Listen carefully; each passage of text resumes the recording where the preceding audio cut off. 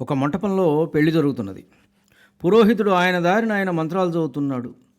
వధూవరులు వేదిక మీద తమను కలవడానికి వచ్చిన వాళ్ళతో కబుర్లు చెప్తున్నారు. షేక్ హ్యాండ్లు ఇస్తున్నారు. ఇవ్వకూడనిది ఆ సమయంలో. పాణిగ్రహణము జరుగుతున్న సమయంలో ఒకరి చెయ్యి ఒకరు వధూవరులు స్పర్శించే సమయంలో ఇంకొకళ్ళకు షేక్ హ్యాండ్లు ఇస్తూ ఉంటారు. ఏదైతే చేయకూడదో ఆ పని చేస్తున్నారు అక్కడ. కన్యాదాత పెళ్లికి వచ్చిన వాళ్ళను రిసీవ్ చేసుకోవడంలో నిమగ్నమై ఉన్నాడు. పెళ్లి కూతురు తల్లి ఆమె పనుల్లో ఆమె బిజీగా ఉన్నది. జీలకర్ర బెల్లం పెట్టుకోండి అని పురోహితుడు గట్టిగా చెప్పాడు. ఆ పని కానిచ్చారు వధూవరులు. అక్షతలు వేయండి చెప్పాడు పంతులు గారు. కిందున్నవారు ఒక్కసారి అక్షతలు విసిరారు. లేదా లైన్లో వచ్చి ఒక గంట సేపు నిల్చొని అక్షతలు వేసి ఫోటోలకు ఫోజులు ఇచ్చి వేదిక దిగారు. ఇదంతా 1 గంట 2 గంటల కార్యక్రమం.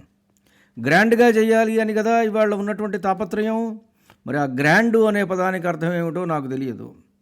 ఇహ ప్లేటు భోజనం ఎవరి తాహతను బట్టి, ఎవరి దగ్గర ఎంత డబ్బు ఉంటే దాన్ని బట్టి వెళుతూ ఉన్నది. 1000 రూపాయల, 2000 రూపాయల, 3000 రూపాయల ఒక ప్లేటు, 4000, 5000, 6000, 10,000 దానికి లెక్క లేదు. కన్యాదాత దగ్గర ఎంత బ్లాక్ మనీ ఉంటే అంత. ఆ విధంగా పెట్టేసేసి ఖర్చు పెట్టి చేస్తున్నారు. మరి ఆ విందు భోజనం, పెళ్లి భోజనం అని అంటున్నాం కదా, ఆ భోజనానికి మనం ఖరీదైనటువంటి స్టార్ హోటల్లో తినేటువంటి భోజనానికి తేడా ఏమున్నది? ఇది విందు భోజనం, అది హోటల్ భోజనం. రెండింటికి ఏమైనా తేడా ఉందా? అదే హోటల్ వాడు ఇక్కడ పెళ్లి పందిరి దగ్గరకు వచ్చి పెడుతున్నాడు. మరొక్క మారు వడ్డిస్తామండి, తినండి చక్కగా. ఏం ఈ గారె తిన్నారా, ఈ బూరి తిన్నారా, ఈ లడ్డు మరొకటి వేసుకోండి బావగారు అంటూ సరదాగా కబుర్లు చెబుతూ ఒకళ్ళకొకళ్ళు చక్కగా వడ్డించేటువంటి స్థితి ఉన్నదా? ఆప్యాయంగా కనుక్కునేవాడున్నాడా? ఏదో వరుసలో నిలబడి దొరికింది నోట్లో కుక్కుకోవడమే తప్ప మనల్ని కనుక్కునేవాడు లేడు, ఆప్యాయంగా పెట్టేవాడు లేడు.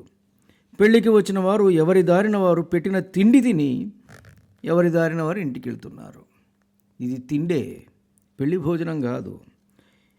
ఇప్పుడు జరుగుతున్న ప్రతి పెళ్ళి అనబడే తంతులో ఇదే దృశ్యం. ఆశీర్వదించి వెళ్ళేవారు కొన్ని చోట్ల కనీసం కాళ్ళ చెప్పులు కూడా విప్పడం లేదు. ఏం జరుగుతున్నది? పెళ్లి పేరుతో ఒక తంతు, ఒక సర్కస్, ఒక డ్రామా, ఇది మాత్రమే జరుగుతున్నది. పెళ్ళి అనే యజ్ఞాన్ని నిష్ఠతో శ్రద్ధతో చేస్తున్నారా? ముమ్మాటికి లేదు. మంత్రార్థం తెలియని పురోహితుడు. చాలామంది పురోహితులకు తాను చదివే మంత్రానికి అర్థం ఏమిటో తెలియదు. తెలిసినా ఆయన ఎక్స్ప్రెస్ లాగా చదువుతాడు, టక టక టక టక టక టక. ఎందుకంటే ఇంకో ముహూర్తం పెట్టి ఉంటాడు, ఎక్కడికో అక్కడికి వెళ్ళాలి కాబట్టి. తెలిసి చెబుదామని పోని పురోహితుడు మంచివాడై ఆయన చెబుదామని ప్రయత్నించినా దాన్ని పట్టించుకొని వధూవరులు. కన్యాదానం అంటే అదేదో అనుకునేటువంటి తల్లిదండ్రులు. మరి పెళ్లిలో జరిగే కార్యక్రమం, వరుసక్రమం ఏమిటి? ఆ మంత్రార్థం ఏమిటి? ప్రమాణాలు ఏవి? వాటిని పాటించడం ఎలా? ఇవేవి అక్కర్లేదు. ఎవడి గోలవాడిదే. ప్రతి పనిని యజ్ఞంలా భావించమని చెప్పారు మన పెద్దలు. యజ్ఞం సంగతి దేవుడెరుగు. ప్రతిదీ ఒక తంతు అయి కూర్చున్నది. శ్రద్ధ, నిష్ఠ మచ్చుకు కూడా కానరావడం లేదు. ఇలాంటి వాటి వలన ఏమైనా ప్రయోజనం ఉన్నదా? లేదుగాక లేదు అని నొక్కి వక్కాణించారు పరమాత్మ. భగవద్గీతలో ఆయన ఇలా అంటారు: అశ్రద్ధయా హుతం దత్తం తపస్తప్తం కృతంచయత్ అసత్ ఇత్యుచ్యతే పార్థ నచ తత్ప్రేత్యనో ఇహ. ఓ అర్జున, శ్రద్ధ విశ్వాసము లేకుండా చేయబడు హోమము, ఇయ్యబడు దానము, ఆచరింపబడు తపస్సు, ఇంకనూ జరుపబడు ఇతర శుభకార్యములు అసత్ అని చెప్పబడును. దాని వలన జీవించి ఉండగా కానీ మరణించిన పిదప కానీ ఎట్టి ప్రయోజనము లేదు. ధన్యుడిని. నమస్కారం. మీ ఊటుకూరు జానకి రామారావు.